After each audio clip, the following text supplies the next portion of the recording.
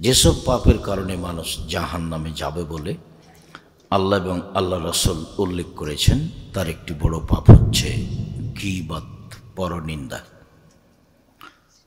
আল্লাহ তাআলা বলেন, ওয়াইলুল লিকুল্লি হুমাযাতিল লুমাযা, ধ্বংস সুনিশ্চিত সামনে নিন্দা করে যারা তাদের জন্য, পিছনে নিন্দা করে যারা তাদের জন্য।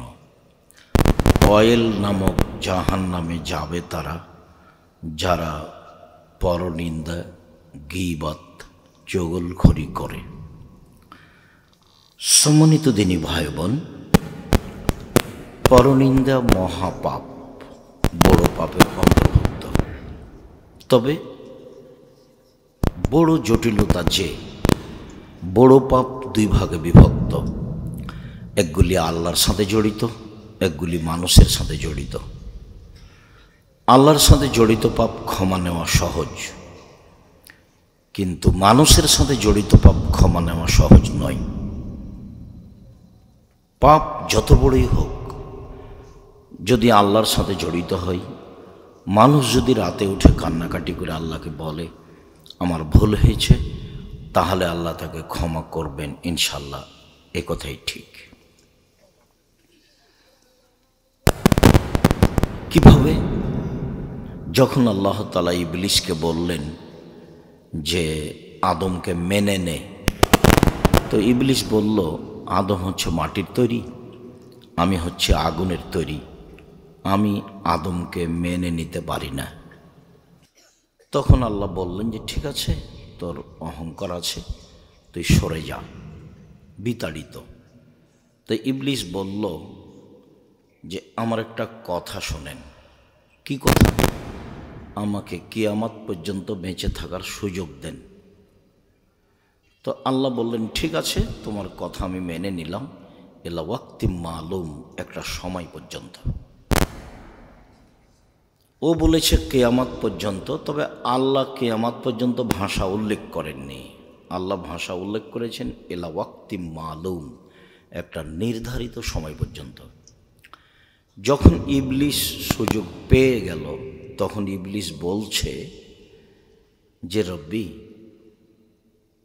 হে আমার প্রতিপালক। দেখেন ইবলিসের বলার ঢং কি, বলছে রব্বি, হে আমার প্রতিপালক, ও ইজ্জাতেকা, তোমার সম্মানের কসম করে বলছি, লা উকবিয়ানাল ইনসানা মাদামাত আরওয়াহু ফি আজসাদিহিম, আদম সন্তানের দেহে যতদিন আত্মা থাকবে, আমি ইবলিস তাকে ভুল পথে নিয়ে যাবই।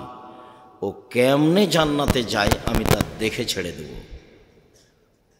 আপনারা মনে রাখবেন একটা কথা, যে পৃথিবীতে যত মানুষ, যত প্রাণী আছে, তার সবচেয়ে রিক্সে দিন কাটায় ইবলিস।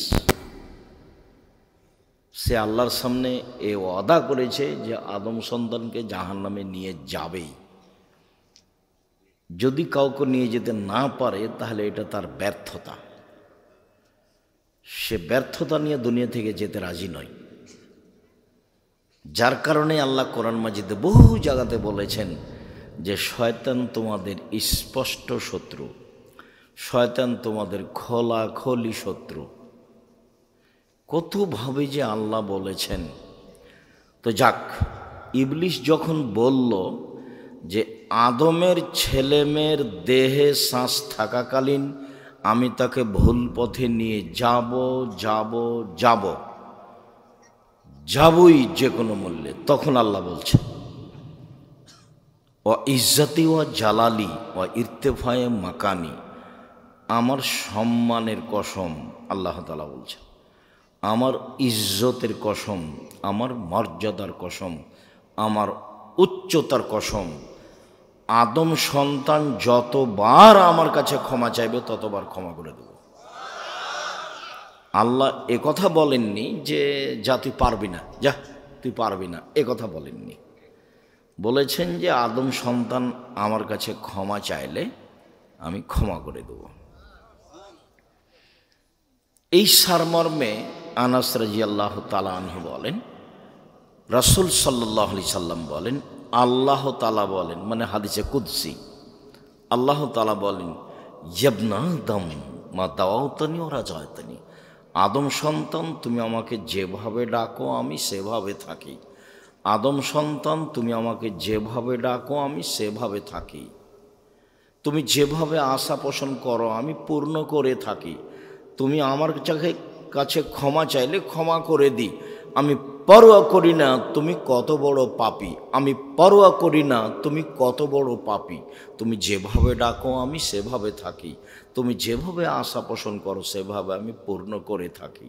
আবার বলছেন, ইবনা আদম, আদমের ছেলে মেয়ে শোনো, লাউ বালাগাত জুনুবুকা না সামায়, তোমার পাপ বেশি হতে হতে যদি আকাশে লেগে যায়, পাপ আর পাপ, ফাস্তাগফারতানি, এরপরে যদি তুই আমার কাছে ক্ষমা চাও, গাফারতুল্লাহকে, আমি তোমাকে ক্ষমা করে দেব।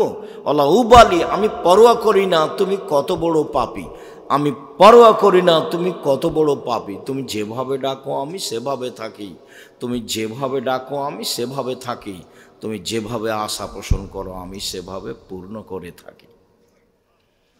আল্লাহ তাআলা দুনিয়াতে এভাবে বললেন, বিচারের মাঠে আবার আমাদের সামনে আসবেন। আদম সন্তানের সামনে আবার আল্লাহ তাআলা বিচারের মাঠে আসবেন, এসে বলবেন, ইবনা আদম আতাইদা বেকুরাবিলার যে খাতায়া, আজকে তো তোমরা উপস্থিত হয়েছো আকাশ জমিন পরিমাণ পাপ নিয়ে, পাপ আর পাপ, তোমাদের পাপে একবারে আকাশ জমিন পূর্ণ হয়ে আছে। মনে রেখো, আতেই তো গবে কোরা বেহাম্মাদ ফেরা, আমি আল্লাহ উপস্থিত হয়েছি ওই পরিমাণ ক্ষমা নিয়ে। তোমার যে পরিমাণ পাপ আমার সেই পরিমাণ ক্ষমা, তোমার যে পরিমাণ পাপ আমার সেই পরিমাণ ক্ষমা, তোমার যে পরিমাণ পাপ আমার সেই পরিমাণ ক্ষমা। তোমার পাপ যত আমার ক্ষমা তত, তোমার পাপ যত আমার ক্ষমা তত, যদি শিরক না থাকে। এইটা হলো জটিল কথা। যদি শিরক না থাকে তাহলে তোমার পাপ যত আমার ক্ষমা তত। বাংলাদেশের লোকের বাঁচার পথ কি? বাংলাদেশে শিরকের বন্যা চলে। আমরা তো মনে করি পানির বন্যা, বন্যা যখন আসে তো পানির বন্যা, শিরকের বন্যা আছে। দুধের ছেলে ঘুম থেকে উঠে গিয়ে স্কুলে গিয়েই বলছে, ও কালিমা তোমার আকাশ, ও কালিমা তোমার বাতাস। তা আকাশ বাতাস কি কালিমার না আল্লাহর? তাহলে বাংলাদেশের মানুষ জন্মসূত্রেই মুশরিক। বাংলাদেশের মানুষ ছেলে মেয়ে জন্মসূত্রেই মুশরিক। তোমরা কি পড়াশোনা করো সেটা আমার এখনো ধরা পড়েনি। বাংলাদেশের ছেলেরা ওর বাপ মা বলছে যে আমার ছেলের মেধা ভালো, গোল্ডেন পেয়েছে, আমি তাকে বড় ডাক্তার বানাবো, আমি তাকে বড় ইঞ্জিনিয়ার বানাবো। প্রায় ডাক্তারি চোর, প্রতারক। তোমাদের গ্রামের ভালো ডাক্তারের কথা আমি বলিনি, তবে যেই কোম্পানি তাকে টাকা দেয় সেই কোম্পানির ওষুধ লিখে। তো তোমার বাপ যে অত টাকা পয়সা খরচ করে পড়িয়েছে, তো এটা কি? প্রায় ইঞ্জিনিয়ারি চোর। দুই একজনের কথা আমি বলছি না, দেখো রাস্তাঘাট ঘর বাড়িতে ওর চুরি। তো এগুলো দিয়ে জাতির কি হবে? ওর জন্মই হলো শিরক দিয়ে, চলাফেরাই শিরক দিয়ে, ওর বিদ্যের সূচনাই শিরক। আবার ও প্রতারক। তোমার বাপ তো যেদিন তুমি ম্যাট্রিক পরীক্ষা দাও, ভালো রেজাল্টের জন্য তিনজন শিক্ষক রেখেছিল। যেদিন তুমি বিশ্ববিদ্যালয়ে ভর্তি হওয়া ইন্টারের পরে, সেদিন সাবজেক্ট প্রতি একটা করে শিক্ষক রেখেছে। আমার ছেলের মেধা ভালো। তোমার বাপের কত গল্প, আর তোমার মায়ের খালার সামনে করে, ফুফুর সামনে করে, বোনের সামনে করে। তোমার বাপের আর তোমার মায়ের গল্প খালি বন্যার মতো ভাসছে, সেটা তুমিও জানো। তুমি মেধাবী ছেলে, তো মেধার ফলাফলে তুমি হলে চোর, মেধার ফলাফলে তুমি হলে প্রতারক। আর তোমার মেধা যদি খুব বেশি ভালো হয়, সিরাজগঞ্জ জেলায় বাড়ি হিসেবে চলে গেছো লন্ডন আমেরিকায়, তারপরে তোমাকে তো তারা বড় চাকরি দিবে না। আব্দুল্লাহর বক্তব্য শোনো, এরা সব গোলাম, গোলামকে ওরা বড় চাকরি দিবে? খুব মেধা ভালো হিসাবে ওকে বলেছে যে আপনি হলেন সুইপারদের প্রধান, বেতন 5 লাখ। তো এখন যদি ও ঢাকা পিজি হাসপাতালে ডাক্তার হয় তো বেতন 3 লাখ। তো ওখানে ও 5 লাখ বেতনে তো থাকবেই। আবারও বলছে তো তোকে সিটিজেন দিলাম, তো এ নাগরিক। তো এখন বলছে যে আমি আমেরিকার নাগরিক, আমি আমেরিকার নাগরিক, আমি লন্ডনের নাগরিক। ওর বাপও বলছে, আর মাও বলছে। ছেলে কিন্তু সুইপারের প্রধান। তো ওইরকমই আমি এখন বাড়িতে ঢুকছি, তা আমার আগে এগোনি বাড়ির মালিক আছে, তো ছেলে বের হয়েছে। ছেলে এখন বাপকে বলছে গুড মর্নিং। এখন বাপও বলছে গুড মর্নিং, সকালে ফজরের সালাতের পরের ঘটনা। এখন আমি কি করতে পারি? খেতে বসে আমি এখন বলছি ভাইজান আমি কি বলি, আসলে লন্ডন টাকা ইনকাম করতে এসেছি, ধর্ম বিক্রি করতে আসিনি, আদর্শ বিক্রি করে খেতে রাজি নই। কয়েক কোটি গুড মর্নিং যদি এক পাল্লায় দাও আর একটা যদি আসসালামু আলাইকুম এক পাল্লায় দাও, বলো তো কোন পাল্লা ভারী হবে? তো তোমার বাপ তোমাকে কি শিখালো?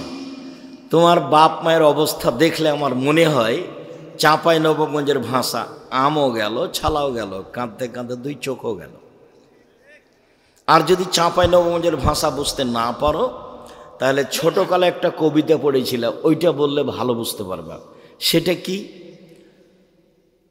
বাবু বলে মাঝি চাঁদ কেন বাড়ে কমে রে। তো মাঝি বলছে এসব কি আর আমি জানি, তোর জীবন চারা নাই মিছে। মাঝি এই হয় কেন রে, ওসব কি আর আমি জানি, দেখি তোর জীবন আটা নাই মিছে। মাঝি এসব বলতে পারিস, আমি কি ওসব জানি, দেখি তোর জীবন 12 আনাই মিছে। এই পর্যন্ত বাবু পৌঁছেছে, তো বাতাস উঠেছে, নৌকা হিলে উঠেছে। এখন মাঝি বলছে বাবু সাঁতার জানো বাবু? তখন বাবু বলছে না রে মাঝি, না আমি তো সাঁতার জানি না। এখন মাঝি বলছে বাবু এখন দেখি তোর জীবন 16 আনাই মিছে। তোমার বাপের অবস্থা এই, তোমার মায়ের অবস্থা এই, দেখো তুমি তলিয়ে। না না, তোমার মা বুঝে ছেলে মানুষ করা? আরে ছেলে মানুষ করতে হবে জাতির জন্য, জাতিকে পরকালমুখী করার জন্য। তোমার বাপ টাকার স্বার্থে ছেলে মানুষ করেছে। তোমার বাপ জোর করে টাকা নিতে পারবে? তুমি এই দেশে চাকরি করো কোম্পানিতে, 10 লক্ষ টাকা তোমার বেতন, কোম্পানি, আর যে কোম্পানির মালিক সে হলো ভোদাই, ও অক্ষরও চিনে না। কত দেখবে? তাহলে টাকা ভোদাইয়ের না তোমার বাপের? টাকা তো উপর থেকে লেখা আছে, টাকা কত ইনকাম করবা তুমি লেখা আছে উপর থেকে। হায়াতাহা অমৌতাহা অরিস্কাহা অমাসায়েবা। আমি মাস্ক ব্যবহার করিনি, মাস্ক ব্যবহার করে ভাগ্য বাড়াতে আমি রাজি নই। কেন? আল্লাহ নবী বলেছেন যে মানুষের সৃষ্টির 50,000 বছর পূর্বে, আদমের সৃষ্টির 50,000 বছর পূর্বে ওর লেখা আছে 4টে জিনিস।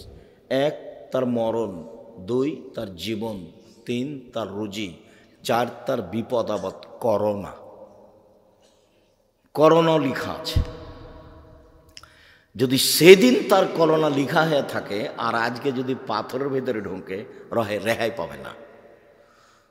তো ঢাকা গেছি আমি এক করোনার লোককে দেখতে, তোর ছেলে মেয়ে বলছে হুজুর ভিতরে আসেন না, হুজুর ভিতরে আসেন না, হুজুর ভিতরে আসেন না। বলো কি তুমি?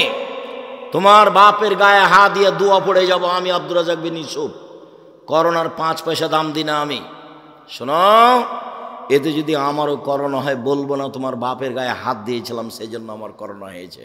আমি বলবো পৃথিবী সৃষ্টির 50,000 বছর পূর্বে আমার ভাগ্যে করোনা লেখা ছিল, তাই হয়েছে। কি বলো তুমি? অল্প সময়ে আমাকে মুশরিক বানাতে চাও? মাস্ক দিয়ে আমি ভাগ্য বাড়াতে রাজি নই। কি করলো তোমার বাপ আর কি করলো তোমার মা? আরে ঠাকুর বাঙালিদের শত্রু, ঠাকুর ঢাকা বিশ্ববিদ্যালয়ের শত্রু, ঠাকুর মুসলমানের শত্রু, ঠাকুর জাতির শত্রু। যেদিন ভারত বাংলাদেশ পাকিস্তানের মুসলমান ইংরেজদের হাতে নির্যাতিত, সেদিন ঠাকুর লন্ডনে মুছ পাকায়। সেদিন ঠাকুরের মান মর্যাদা লন্ডনে দেখে কে? সেই ঠাকুরের কবিতা আমার ছেলে পড়ে? আমি অত কাপুরুষ নই, আমি অত মূর্খ নই। আমি আপনাকে কোনো দিন শিক্ষিত মনে করতে পারিনি, না আপনাকে, না আপনার ছেলেকে, না আপনার মেয়েকে, না আপনার জাতিকে। আমি আব্দুর রাজ্জাক বিন ইউসুফ 90 সাল থেকে আছি, এইভাবেই আছি। আমার ছেলেকে সকালে উঠে 1 মিনিটের জন্য আমি বলতে দিতে রাজি নই ও কালিমা তোমার আকাশ, ও কালিমা তোমার বাতাস। আমি 90 সাল থেকে বলে আসছি তোর বাপের আকাশ, এই কথা আমি সেদিন থেকে বলে আসি। মামলা তো সুনামগঞ্জ কোর্টে 1000 কোটি টাকার, আর সিলেট কোর্টে 5000 কোটি টাকার। এই কারণে আমি নাকি ঠাকুরের নিন্দা করেছি, ঠাকুরের মানের হানি হয়েছে। কি তোর বাপের আকাশ, এতে ঠাকুরের কি হয়েছে? মানের হানি হয়েছে। ঠাকুর বলেছে ও কালিমা তোমার আকাশ, ও কালিমা তোমার বাতাস। তোমার বাপের সাজে, তোমার মায়ের সাজে, আমার সাজে না বেটা। তোমার মায়ের সাজে, তোমার বাপের সাজে, তোমার সাজে, তোমার বোনের সাজে, আমি আব্দুর রাজ্জাক বিন ইউসুফ আমার সাজে না। আমি কোনোদিন গ্রহণ করিনি। এত বড় ন্যাক্কারজনক নোংরা কথা, আল্লাহর সাথে শিরক করা, এই কাজ আমি গ্রহণ করি না, করব না ইনশাআল্লাহ। সম্মানিত দিনী ভাই বোন, বলছিলাম বিচারের মাঠে আল্লাহ বলবেন, আদম সন্তান শোনো, তোমার যেই পরিমাণ পাপ আমার সেই পরিমাণ ক্ষমা। আদমের ছেলে মেয়ে শোনো, তোমার যেই পরিমাণ পাপ আমার সেই পরিমাণ ক্ষমা। তোমার পাপ যত আমার ক্ষমা তত, যদি শিরক না থাকে। নেন এবার। কিন্তু বাংলাদেশ কথায় কথায় শিরক, কাজে কর্মে শিরক, ওর বিদ্যায় শিরক, ওর লেখাপড়ায় শিরক, ওর জাতাতি শিরক, ওর খাওয়া পিনা শিরক। তো কি দিয়ে টিকবে বিচারের মাঠে? তাহাজ্জুদ পড়ে হবে? তাহাজ্জুদ পড়ে হবে না তো, শিরক বন্ধ করতে হবে। ইঁদারাতে কুকুর পড়েছে, তো বলছে যে 30 বালতি পানি উঠাও, তাহলে কুকুর পবিত্র হয়ে যাবে। তো বলছে ভাইজান কুকুর ভিতরেই আছে, তাহলে কি হবে? উঠাতেই আছে, তো ওঠাতেই থাকলে তো আর হবে না। আগে ওকে উঠে ফেলতে হবে, আগে শিরক বন্ধ করতে হবে জাতির, তারপরে আল্লাহকে বলা। জাতি শিরকে ডুবে আছে, আর আপনি বলছেন আমার ছেলে বড় শিক্ষিত। আমার ছেলে গোল্ডেন পেয়েছে, আমার ছেলে লন্ডনে থাকে, আমার ছেলে উচ্চ শিক্ষিত। ছেলে তো মানুষ করবেন জাতির জন্য, যা হবে হবে। আল্লাহ রসুল বলছেন আনফেকালা ইয়ালিক মিন তাওলিক, তুমি তোমার ছেলে মেয়ের পিছনে পয়সা খরচ করো, তোমার উপার্জিত সম্পদ। এই দেশের কর্ণসূতির তালুকদার তার ছেলে মেয়েকে মানুষ করবে তালুকদারি জমিদারি দিয়ে, আপনি মানুষ করবেন চাকরি করে। আরেকজন মানুষ করবে তার ছেলে মেয়েকে দিন মজুরি করে, আরেকজন মানুষ করবে তার ছেলে মেয়েকে ভিক্ষা করে। উপার্জনের শেষ পথ ভিক্ষা, উপার্জনের শেষ পথ ভিক্ষা। ছেলে মেয়েকে মানুষ করতেই হবে, এটা আল্লাহর আদেশ। আল্লাহ রসুল বলছেন ফাবদাবে মা তাউলো, তোমার উপার্জিত সম্পদ খরচ করো তোমার ছেলে মেয়ের পিছনে। ছেলে মেয়েকে জাতির কল্যাণের জন্য মানুষ করতে হবে যে কোনো মূল্যে। মানুষ হিসাবে জীবন বাজি রেখে প্রাণপণে চেষ্টা চালিয়ে যাব। ছেলেকে সমর্পণ করেছি জাতির জন্য, নিজের জন্য নয়। রুজি আমার ভাগ্যে যেটা লেখা আছে সেটা হবেই, আমার ছেলের ভাগ্যে যেটা লেখা আছে সেটা হবেই। যদি আমার ছেলে বিদ্যা দিয়ে বড় বিদ্বান হতো, পয়সা উপার্জন করত, তাহলে ভোদাই মালিকের অধীনে 10 লক্ষ টাকা বেতনে চাকরি করত না। ভোদাই মালিক সে অক্ষরও চিনে না, সে কোটি কোটি টাকার মালিক। সেই হলো কোম্পানি প্রধান, এমডি ওই, আর আপনার ছেলে মেধাবী ওখানে চাকরি করে। যখন আপনার ছেলে ওর ঘরে ঢোকে তখন বলে স্যার স্যার স্যার, এরকম করে। দেখেননি আপনার ছেলেকে? বেতন 10 লক্ষ। আপনি মনে করছেন যে অনেক টাকা, কিন্তু ওখানে যাও সিজদা করে। কেন এবার হবে? গোলাম কেন? আব্দুল্লাহর বক্তব্য শোনেন, গোলাম থেকে বের হয়ে আসতে হবে, দাসত্ব থেকে বের হয়ে আসতে হবে, তারপরে কোনো কথা। এই জন্য মক্তব চালু করেছে। দেশ বিদেশ ঘুরে এসে ভাবছে যে আব্বু আপনাকে তো দেখলাম 30 বছর থেকে বক্তব্য দিতে, আর মুসলমানকেও দেখলাম দেশ ঘুরে, তাতে দেখলাম মুসলমান সব দেশে গোলাম, দাস হিসেবে বসবাস করে। দাস থেকে জাতিকে মুক্ত করতে হলে জাতির আকীদা সংশোধন করতে হবে এবং সুন্দর করে আগে কোরআন পড়া শিখাতে হবে। সেই জন্য জীবন বাজি রেখে চেষ্টা চালাবো ইনশাল্লাহ। টেকনাফ থেকে তেঁতুলিয়া পর্যন্ত মক্তব চালু করবো ইনশাল্লাহ। জামিয়া সালাফির অধীনে আব্দুল্লাহর মক্তব চলে এখন 650। জামিয়া সালাফির অধীনে মাদ্রাসা চলে 160টা। আর চলমান জামিয়া সালাফিয়া রাজশাহী 50 বিঘা জমির ওপরে। চলমান রাজশাহী, চলমান জামিয়া সালাফে রূপগঞ্জ নারায়ণগঞ্জ প্রায় 100 বিঘা জমির ওপরে, চলমান জামিয়া সালাফে দিনাজপুরে 20 বিঘা জমির ওপরে, চলমান রাজশাহী বরিশালে জামিয়া সালাফের জমি আছে। জামিয়া সালাফের নামে নেবরাস হিসাবে ময়মনসিংহে আছে, ঝিনাইদহে আছে, কুষ্টিয়াতে আছে, ফেনীতে আছে, চট্টগ্রামে আছে, কুমিল্লায় আছে, আর বহু জেলায় আছে। আর এগুলো সম্পৃক্ত প্রতিষ্ঠান। এখানে আমি আরও একটা আপনাকে কথা বলতে চাচ্ছি যে আপনি দল সংগঠন করে জামিয়া সালাফের বিরুদ্ধে লড়ে অযথা পরকাল হারাবে। মুখ খুলিয়েন না, খুললে নিজেকে খাটো মনে করতে হবে। 5000 ছেলে মেয়ে পড়ে জামিয়া সালাফে। কতটি? 5000। দেশ বিদেশের শিক্ষক মিলে শিক্ষক আছেন 300 জন, প্রতি মাসে বেতন লাগে 40 লক্ষ। শুধু খালি শিক্ষক যারা জামিয়া সালাফে অধীনে আছে। তো তার বিরুদ্ধে কথা বলে কি করবেন? নিজেকে হারাবেন, আপনার পরকালও হারাবে, ইহকালও হারাবে, টিকতে পারবেন না তো। আর জামিয়া সালাফে কোনো বিত্তশালী দিয়ে চলে না, কোনো ব্যক্তি দিয়ে চলে না, সরকার দিয়ে চলে না, বৈদেশিক সংস্থা দিয়ে চলে না। কিভাবে চলে আমি তার একটা দৃশ্য নকল করি।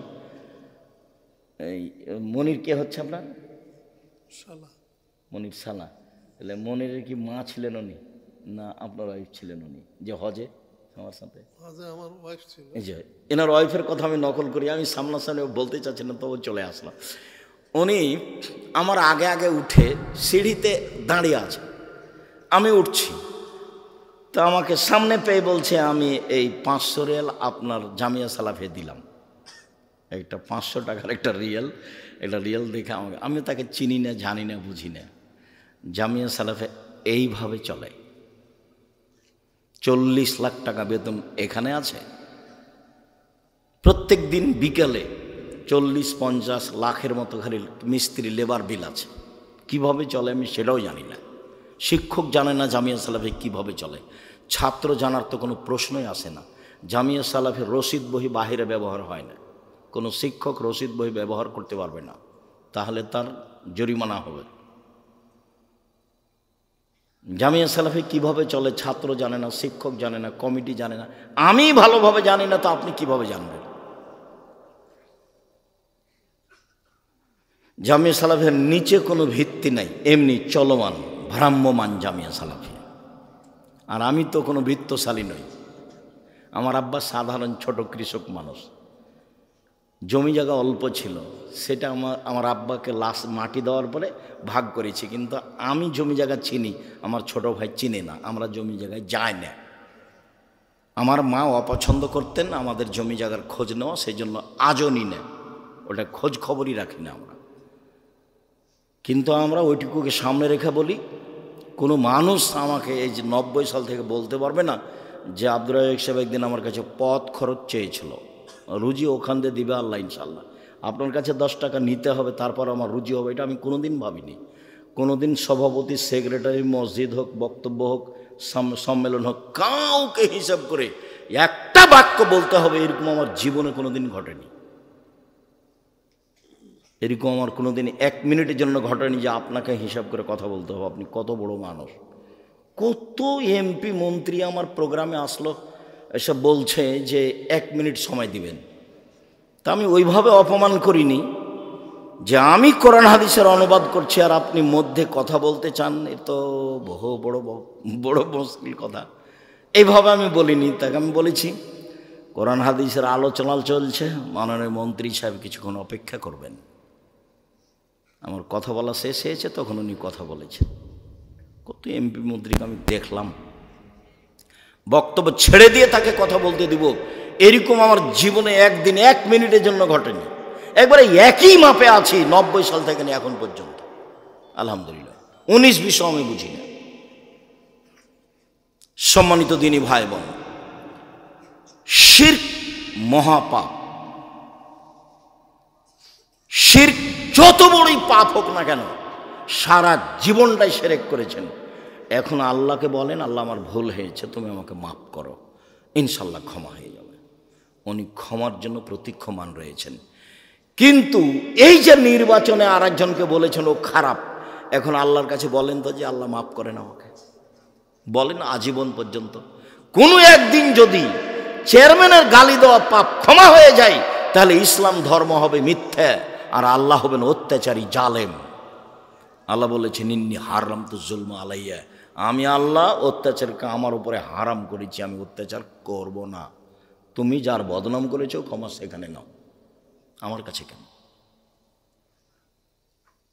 পাপের জগতে সুদ খাওয়া মহাপাপ।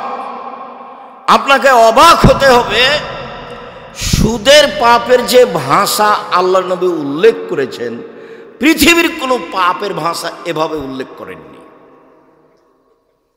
একবার আল্লাহ রসুল বলছেন মাইয়াকুল দিরহাম রিবা ওয়া ইয়ালাম আসাদ্দ মিন সিত্তাতি ওয়া সালাসিনা জিনিয়া, কেউ যদি জেনে শুনে 1 টাকা সুদ খায়, 36 বার জেনা করে যত পাপ হবে, 1 টাকা সুদ খেলে তার চেয়ে বেশি পাপ হবে।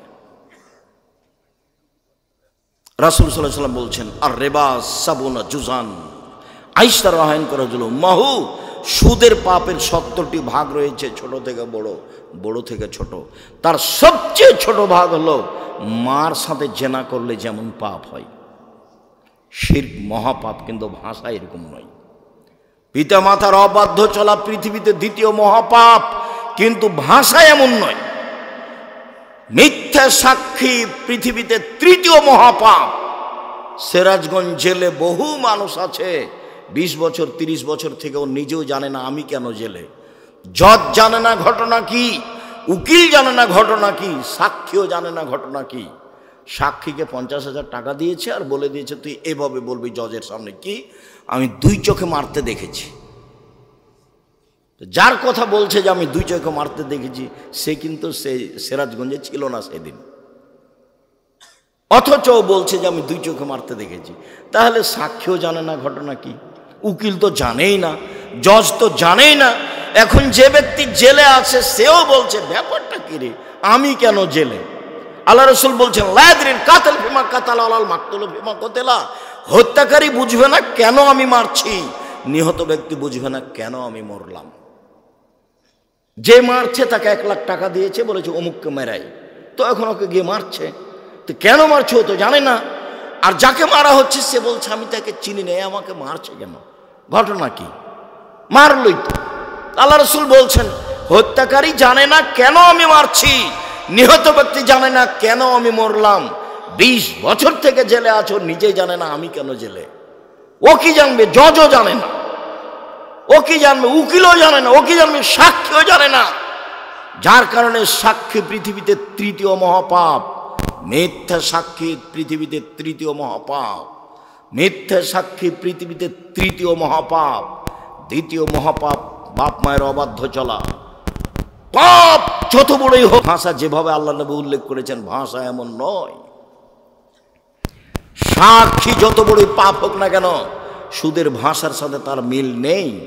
শুনুন, মানুষকে হত্যা করা মহাপাপ, কিন্তু ভাষা এমন নয়। সুদের পাপের ভাষা, কেউ যদি জেনে শুনে 1 টাকা সুদ খায়, 36 বার জেনে করে যত পাপ হবে, 1 টাকা সুদ খেলে তার চেয়ে বেশি পাপ হবে। পাপের জগতে কোনো পাপের ভাষা এরকম নয়। সুদের পাপের 70টি ভাগ রয়েছে। ছোট ভাগ হলো মার সাথে জেনা করলে যেমন পাপ হয়। কি দিয়ে আপনাকে আমি বুঝাই সুদের পাপের ভাষা কি? অবাক কথা, যে সুদ দিন রাত মানুষে খাচ্ছে কোনো পাপই নয়, কোনো হিসাবই করতে পারে না। সম্মানিত দিনী ভাই বোন, সুদের আলোচনায় লম্বা আলোচনা জেনে নেবেন। এখানে বলছি সুদ যত বড়ই পাপ হোক না কেন, কোটি কোটি টাকা সুদ খেয়েছে, আজকে বলছে আল্লাহ আমি সুদের লেনদেন বন্ধ করলাম, জিন্দেগিতে আর কোনোদিন সুদের সাথে সম্পৃক্ত থাকবো না, আমি তোমার সাথে ওয়াদাবদ্ধ, তুমি আমাকে মাফ করো, ইনশাল্লাহ সব পাপ ক্ষমা হয়ে যাবে। কিন্তু আপনি কারো বদনাম করেছেন, আল্লাহকে বলেন তো এখন। এই জন্য আমি যখনই বক্তব্য দিয়েছি তখন বলেছি 4টা জিনিস মনে রাখবেন। 1, 5 ওয়াক্ত সালাত, 2, হালাল রুজি, 3, কোরআন তেলাওয়াত, 4, আড্ডা পিটা নিষেধ। আড্ডা পিটা দুই ধরনের। একটা দোকানে বসে ঘন্টার ঘন্টা গল্প করছেন, কার কথা যে কি বলছেন ধুলায় অন্ধকার, ওদিকে ল্যাংটা মেয়ে নাচছে আর এদিকে আপনি বসে আছেন আর একজনের বদনাম করছেন। আর একটা হলো মোবাইল নিয়ে ঘন্টার ঘন্টা ল্যাংটা মেয়ে দেখায়, হলো আড্ডা পিটা। এইসব আড্ডা পিটা একেবারেই হারাম, আড্ডা পিটা টোটালি হারাম, আড্ডা পিটা চিরদিনের জন্য হারাম। এক রাহুল কালামাবাদ, এই ছেলে তোমরা দাঁড়িয়ে কেন? যদি জায়গা না থাকে বসার সেটা ভিন্ন কথা, আপনারা যারা দাঁড়িয়ে আছেন দয়া করে বসে কিছুক্ষণ কথা শোনেন, আপনার বিরক্তির আগে আমরা কথা শেষ করব ইনশাআল্লাহ। যারা সামনে বসে আছেন বসে থাকা দেখে ভালো। এই তুমি দাঁড়িয়ে আছো কেন? ওখানে কি করছো তুমি? মানুষের তোমার দাঁড়িয়ে থাকাতে কষ্ট পাচ্ছে, এটা বুঝতে চাও না তুমি? বাস তুমি মেশিন ঠিক করেছো, প্রথমে 1 মিনিট ঠিক করে তুমি বসে থাকো। রাসূল সাল্লাল্লাহু আলাইহি ওয়াসাল্লাম যখন কথা বলতেন তখন সাহাবীগণকে বসতে বলতেন, এইটাও সুন্নাত। কি করবে এভাবে মারামারি করে, দাপট দেখিয়ে, ক্ষমতা দেখিয়ে, মানুষকে অপমান করে, মানুষকে জেল হাজতে দিয়ে কি করবা? মরলেই জাহান্নাম। যারা দাপট দেখাচ্ছে, যারা ক্ষমতা দেখাচ্ছে, যারা মানুষকে অপমান করছে, যারা মানুষকে জেল হাজতে দিচ্ছে, এদের মরার পরই জাহান্নাম। ও হলো জালেম। আর জুলুম খুব কঠিন জিনিস, বিচারও পরে হবে। যারা জাকাত দেয় না তাদের বিচার পরে হবে কেন? ওরাও জালেম। কিভাবে জালেম হলো ওরা? ওরা ফকির মিসকিনের প্রতি জুলুম করেছে, ফকির মিসকিনের হক দেয়নি। ধনী মানুষ কার টাকা মেরে খেয়েছে? ফকির মিসকিনের। যেহেতু ধনী মানুষ ফকির মিসকিনের টাকা মেরে খেয়েছে, কাজে ও জালেম, এখন আর বিচার পরে হবে। আল্লাহ রাসূল বলছেন তার বিচার পরে হবে, হাত্তা ইউকযাবা নাস। সব মানুষের যখন বিচার হয়ে যাবে তখন ধনী মানুষের বিচার হবে। কিভাবে যে হবে আল্লাহই ভালো জানে। তো বুঝাতে হবে কঠিন, সব টাকা বুঝাতে হবে কিভাবে আয় হয়েছে, সবটাই বুঝাতে হবে কিভাবে ব্যয় হয়েছে। এই ছেলে শোনো, টাকা ইনকাম করবা ব্যবসা করে, উপার্জনের 4টা পথ। একটা দিন মজুরি, সন্ধ্যায় টাকা শেষ। একটা চাকরি, 25 দিনে টাকা শেষ প্রায়। আর একটা হলো জমি চাষ, সমান সময় না হয় লস, সমান সমান না হয় লস। 4 ব্যবসা। রাসূল সাল্লাল্লাহু আলাইহি ওয়াসাল্লাম বলছেন সত্যবাদী বিশ্বস্ত ব্যবসায়ীরা নবীগণের সাথে জান্নাতে থাকবেন। কি আবার অবাক কথা! আল্লাহ রাসূল বলেছেন 2টা মেয়ে লালন পালন করে নবীর সাথে থাকা যায় এভাবে। তখন বাপ মনে করেছে যে আমার তো 2টা মেয়ে, তো আমি বিবাহসাদী দিয়ে দিয়েছি, 2টা কেন, আমার 5টা মেয়ে। বাপও খুব খুশি। কিন্তু আল্লাহ রাসূল যে এইভাবে বলেননি। আল্লাহ রাসূল বলেছেন ফাআল্লামাহুন্না, মেয়েকে বিদ্যা শিখিয়ে দিল। 2 আদাবাহুন্না, তাকে শিষ্টাচার শিখিয়ে দিল। আহসানা ইলাইহিন্না, তার সাথে সদাচরণ করলো। ওয়াজাওয়াজাহুন্না, তার বিবাহ শাদী দিয়ে দিল। সেই বাপ আমার সাথে জান্নাতে এভাবে থাকবে। তো আপনার মেয়েকে শিক্ষা দিয়েছেন, কি যে শিক্ষা দিয়েছেন, তার নখটা বড় আছে, বলেন তো এটা কোন শিষ্টাচার? তার নখে নেইল পালিশ আছে, বলেন তো এটা কোন শিষ্টাচার? নেইল পালিশ তো ইহুদি খ্রিস্টানদের পতিতালয়ের মেয়েদের বৈশিষ্ট্য। ইহুদি খ্রিস্টানদের পতিতালয়ের মেয়েরা নখে নেইল পালিশ দেয়। আপনার মেয়ের কপালে টিপ আছে। হিন্দু মেয়েদের বিবাহ করার 10টি পদ্ধতি আছে, তার একটি পদ্ধতির নাম রাক্ষসী বিবাহ। মেয়ের পিতা বিবাহ দিবে না, আপনি জোর করে বিবাহ করবেন তো কপালে টিপ দিতে হবে, তাহলে বিবাহ হয়ে গেছে। সেই টিপ এসেছে হিন্দুদের পক্ষ থেকে। বলেন আপনি মেয়েকে কি শিষ্টাচার শিখালেন? আপনার মেয়ে পরচুলা ব্যবহার করে বড় খোপা দেখাই, বলেন কি শিষ্টাচার শিখালেন? ভুরু তোলে চিকন করে রেখেছে, এইটা কি শিষ্টাচার? দাঁত ছিলে ফাঁকা ফাঁকা খোলা খোলা করে রেখেছে, এইটাই কি শিষ্টাচার?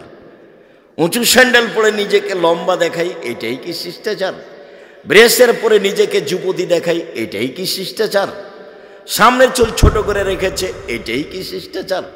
আস্কারা মাস্কারা কি কি মুখে লাগিয়ে ভ্যানে ঘুরছে, ভ্যানে চড়ে, ভ্যানওয়ালা কি স্বামী, রিক্সাওয়ালা কি স্বামী, সেভাবে ওভাবে ঘুরছে, এটাই কি শিষ্টাচার? ভ্যানিটি ব্যাগ নিয়ে সিরাজগঞ্জ বাজারে চলে গেছে, এটাই কি শিষ্টাচার? কোনটা শিষ্টাচার?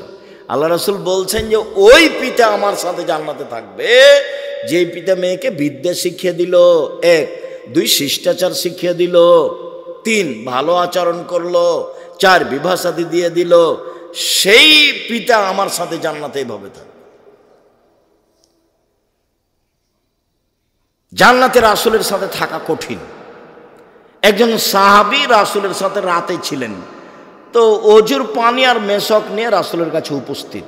আল্লাহ রাসূল খুব খুশি হয়েছেন, বাহ ভালোই তো, তুমি তো অজুর পানি নিয়ে এসেছো, তুমি তো মেশক নিয়ে এসেছো, খুব খুশি। সালমা শেতা, তুমি যা চাও চাও আমি দিয়ে দেবো। মুহাম্মদ সাল্লাল্লাহু আলাইহি ওয়াসাল্লাম বুঝতে পারেন যে কি চাইবে। নবী হলে কি হবে, গায়েবের খবর জানেন না। আমার মাঝাবি ভাইরা মনে করছেন যে নবী গায়েবের খবর জানেন। পাশের একটা লোক, পাশে বউ ঘুমাননি, এমনি ভান করে শুয়ে আছেন আয়েশা রাদিয়াল্লাহু তাআলা আনহা, আর রাসূল মনে করছেন যে আয়েশা ঘুমিয়ে গেছে। অথচ আয়েশা বলছে যে আমি ভান করে ঘুমিয়ে আছি। ভান করে ঘুমা বুঝেন না, ভান করে ঘুমিয়ে আছি। দেখি মুহাম্মদ সাল্লাল্লাহু আলাইহি ওয়াসাল্লাম কি করেন, কোথায় উঠে যান। দেখলাম ধীরে উঠলেন, ধীরে জুতা স্যান্ডেল পায়ে দিলেন, কাপড় গায়ে দিলেন, ধীরে দরজাটা খুললেন, আমি যেন জানতে না পারি। দরজাটা খুলে বের হলেন, বাহির থেকে দরজাটা টেনে বন্ধ করে দিলেন, চলে গেলেন। আমিও উঠলাম, দেখি কি কোথায় যান। আসলে আল্লাহ রাসূল কোথায় যাচ্ছেন এটা আয়েশার মৌলিক খেয়াল হলো, আমাকে বাদ দিয়ে এ রাতে আবার কোনো স্ত্রীর কাছে যান নাকি, এটা হলো আয়েশার খেয়াল। আর আল্লাহ রাসূল যাচ্ছেন মরা মানুষের জন্য ক্ষমা চাইতে, কবরস্থানে বাকিউল গারকাতে যাবেন। জান্নাতুল বাকি তার নাম নয়, তার নাম হচ্ছে বাকিউল গারকাত। ভারত, বাংলাদেশ, পাকিস্তানের নাম দিয়েছে জিন পাহাড়, আর জান্নাতুল বাকি কবরস্থানের নাম দিয়েছে জান্নাতুল বাকি, নাম বাকিউল গারকাত। তো এবার উঠে দেখছেন, দেখি কোথায়, ওই যে কবরস্থানে 100 গজ দূরে হবে, আর পাশেই মসজিদে নববীর সাথে কবরস্থান। ওই যে হাত তুলে দোয়া করলেন, 1 বার 2 বার 3 বার হাত তুলে দোয়া করলেন। তারপরে হাঁটতে লাগলেন ফিরে, আমিও ঘুরে হাঁটতে লাগলাম। দেখলাম জোরে হাঁটলেন, আমিও জোরে হাঁটলাম। দেখলাম একটু দৌড়াচ্ছে, আমিও জোরে দৌড়াচ্ছি। আমি আগেই বিছানে চলে এসেছি। আমি যখন আগেই বিছানে চলে এসেছি, আমার পাশে এসে বলছেন, কি খবর আয়েশা, হাঁপাচ্ছ কেন? তখন আমি বললাম যে আমি তো মিথ্যে কথা বললে জিবরাইল আপনাকে বলে দিবে, আসলে আমি পরীক্ষা করছিলাম আপনি যান কোথায়। তো দেখলাম এই হাদিস মুসলিম। সম্মানিত দিনী ভাই বোন, কথা প্রসঙ্গে কথায় এসে সেই জন্য বলছিলাম পাপের জগতে বড় পাপ মানুষের বদনাম, গীবাত, কিন্তু মানুষের সাথে জড়িত পাপ। জেনা মহাপাপ। রাসূল সাল্লাল্লাহু আলাইহি সাল্লাম বলেন, আল বিকর বিল বিকরে জিলদু মিয়া তাগরিব সানা। অবিবাহিত ছেলে মেয়ে যদি জেনা করে 100 লাঠি পিটিয়ে এলাকা থেকে 1 বছরের জন্য তাড়িয়ে দিতে হবে। তিনি বলেন, আসাইবা বিসাইবা রাজম। বিবাহিত পুরুষ নারী যদি জেনা করে তাহলে তাকে ইট ঢেল পাথর দিয়ে মেরে মেরে মেরে ফেলতে হবে, তাকে মারতেই হবে। বিবাহ করার পরে জেনায় লিপ্ত হলে তার বেঁচে থাকার পৃথিবীতে কোনো পথই নেই। 3 শ্রেণীর মানুষকে হত্যা করতে হয়, 2 শ্রেণীর মানুষের বাঁচার পথ আছে। 1, কেউ বলল আমি কোরআন মাজিদ মানি না, তাহলে ও মোরতাদ, সরকারিভাবে তাকে হত্যা করতে হবে। সরকারিভাবে তাকে ফাঁসির মঞ্চে নিয়ে যাওয়া হয়েছে, ফাঁস গলায় দেওয়া হবে। ও বলছে আমার ভুল হয়েছে, আমার ভুল হয়েছে, আমার ভুল হয়েছে। কোরআন মাজিদ আল্লাহর বিধান, আল্লাহর কালাম, আমি ভুল স্বীকার করলাম, তখন তাকে ফাঁস থেকে নামিয়ে নিতে হবে। পাপ ছিল হত্যার। 2, কেসাস। আপনি আমাকে হত্যা করেছেন, আমার বাপ আপনাকে হত্যা করে নেবে, এর নাম কেসাস। কোরআন মাজিদে উল্লেখ হয়েছে আয়াত, কত হাদিস। এখন আপনার কেসাস হিসাবে আপনাকে ফাঁসির মঞ্চে নিয়ে যাওয়া হয়েছে, আপনি আমাকে হত্যা করেছেন, এখন আপনার গলায় ফাঁস দেওয়া হবে। তখন আমার বাপ মা চিল্লাচিল্লি করে বলছে, আমরা মাফ করে দিলাম, কেসাস নেব না, আমরা মাফ করে দিলাম, কেসাস নেব না। তাহলে তাকে ফাঁস থেকে নামিয়ে নিতে হবে। পাপ ছিল হত্যার যোগ্য, কিন্তু ফাঁসি হলো না। 3, বিবাহ করার পরে যদি কেউ জিনায় লিপ্ত হয় তাহলে তাকে ইট ঢেল পাথর দিয়ে মেরে মেরে মেরে ফেলতে হবে, ফাঁসি দিতে হবে। বেঁচে থাকার পৃথিবীতে কোনো পথঘাট নেই। 1 মিনিট। গামেদ সম্প্রদায়ের একজন মহিলা এসে বলছে আল্লাহ রসুলকে, তাহিরনি ইয়া রাসূলুল্লাহ, আল্লাহ রসুল আমাকে পবিত্র করেন। মহিলা এসে বলছে, তখন আল্লাহ রসুল বলছেন, ইরজাই, বাড়ি ফিরে যাও, আস্তাগফিরুল্লাহ, আল্লাহর নিকটে ক্ষমা চাও, ও তুবি ইলাইহি, তুমি তওবা করো, তোমার পাপ ক্ষমা হয়ে যাবে। তখন মহিলাটি বলছে, আত্মরদ্দেদেননি কামার দাদা মাইজুন মালিক, মাইজুন মালিককে যেভাবে ফিরিয়ে দিয়েছিলেন তার বিচার না করে সেইভাবে কি আপনি আমাকে ফিরিয়ে দিতে চাচ্ছেন? ওয়ানা হবলা মিনা জেনা, আমার পেটে অবৈধ সন্তান রয়েছে, দয়া করে বিচার করে দেন, আমাকে ফিরিয়ে দিয়েন না। আল্লাহ রসুল বললেন, ইরজাই হাতা তালে দি, বাড়ি চলে যাও, যেদিন তোমার বাচ্চা প্রসব হবে সেদিন এসো, বিচার করে দেব। মহিলা চলে গেল, বাচ্চা প্রসব হয়েছে। মুসলিম গ্রন্থে এসেছে, সবে মাত্র বাচ্চা প্রসব হয়েছে, তাকে ন্যাকড়া দিয়ে জড়িয়ে রাসূলের দরবার নিয়ে এসে বলছে, এ দেখেন বাচ্চা প্রসব হয়ে, বিচার করে দেন। দৃশ্য দেখে আল্লাহ রসুল অবাক হয়ে বলছেন, ইরজাই, বাড়ি ফিরে যাও, ফারদেই হে, বাচ্চাকে দুধ খাওয়াও, হাত্তা তাফতেমি হে, যেদিন বাচ্চা দুধ ছেড়ে দেবে সেদিন নিয়ে আসিও, বিচার করে দেব। মহিলা বাচ্চা নিয়ে চলে গেল, বাচ্চাকে 2 বছর দুধ পান করালো। 2 বছর পরে বিচারালয় উপস্থিত, তখন বাচ্চার হাতে এক টুকরা রুটি রয়েছে। এই রুটি প্রমাণ করে বাচ্চা খাদ্য খেতে পারে। ফাওয়াসাদাহু বেদ রাজুলিন মিনাল মুসলিমিনা, বাচ্চাটাকে একজন মুসলমানের হাতে সমর্পণ করলেন আল্লাহ নবী, যাও এই বাচ্চা তুমি লালন পালন করো। সঙ্গে সাথে এই যাবো বেহা, মহিলাকে মাঠে নিয়ে যাও, আহফিরুল্লাহ সাদরিহা, মাঠে নিয়ে গিয়ে গর্ত খুঁড়ে বুক পর্যন্ত মাটিতে পুঁতে দাও। ফারজেমুহা, এরপরে চতুর্দিক থেকে ইট ঢেল পাথর মেরে মেরে তাকে বিদায় করো। সাহাবীগণ বলছেন, আমরা তাকে মাঠে নিয়ে গেলাম, গর্ত খুঁড়ে বুক পর্যন্ত মাটিতে পুঁতে দিলাম, চতুর্দিক থেকে ইট ঢেল পাথর মারতে লাগলাম। খালিদ বিন ওয়ালিদ বলছেন, একটা পাথর আমি তার মুখের উপরে মারলাম, ফাতালাজ্জাহা দাম আলা ওয়াজহি খালিদ, পাথরটা মুখে লেগে মুখ ফেটে রক্ত ছিটে খালিদের গায়ে লাগলো। ফাসাব্বাহা, খালিদ তাকে গালি দিয়ে বসলেন, এমনটা হতে পারে? ছি ছি ছি ছি ছি ছি, একজন জেনাকারিনী মহিলার গায়ের রক্ত আমার গায়ে লাগলো, এমনটা কিছু হতে পারে? আল্লাহ রসুল বলেন, মারে না খালিদ, খালিদ থামো, গালি দিও না। লাকাত তাবাত তাওবাতান লা তাওবা সাইব মাকসাল্লা গফিরালাহু, এ মহিলা এত ক্ষমা চেয়েছে, এ মহিলা এত তওবা করেছে, এ মহিলা এত ক্ষমা চেয়েছে, এ মহিলা এত তওবা করেছে।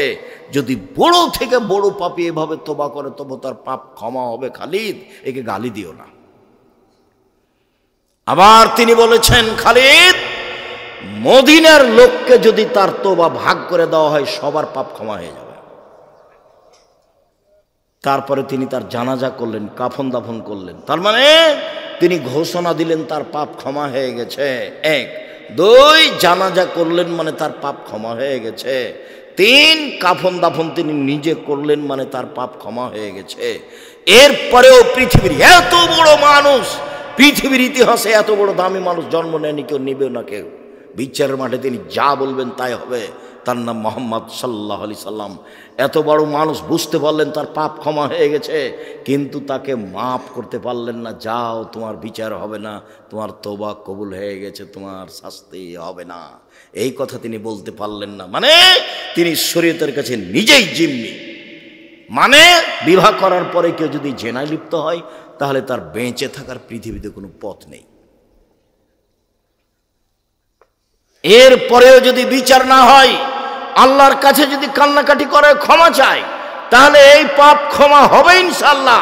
কিন্তু যার বদনাম করেছেন দোকানে বসে, সেই পাপ আল্লাহর কাছে ক্ষমা চান দেখি। বুঝাতে পারিনি গীবাত কাকে বলে। যদি আমি বুঝাতে না পারি তাহলে আমার ব্যর্থতা।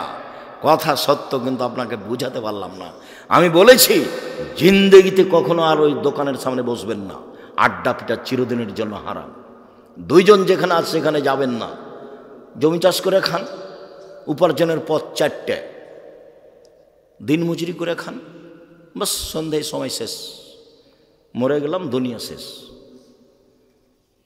তারপরে আপনি চাকরি করে খান, ছোট হোক বড় হোক যেটাই হোক না কেন বৈধ, জমি চাষ করে খান, ব্যবসা করে খান। আমি কলার বিক্রি করে চকলেট বিক্রি করে খেতে হবে এই কথা আমি বলিনি। আমি চকলেট বিক্রি করে খেতে হবে মানে বলেছি কম থেকে কম পয়সার ব্যবসা করো। শ্বশুরের কাছে যৌতুক নিও না, ভিক্ষা করা টাকা দিয়ে চাউল কিনে ভাত খেয়ে ইবাদত কবুল হবে, শ্বশুরের কাছে টাকা নিয়ে ওই টাকা দিয়ে চাউল কিনে ভাত খেয়ে ইবাদত কবুল হবে না, এটাই চূড়ান্ত। তখন আমি বলেছি ভিক্ষা করে খাও, শ্বশুরের কাছে টাকা নিলে কেন? আরে ভিক্ষা করে খাবো কেন? মানুষের বাড়িতে কাজ করে খাবো।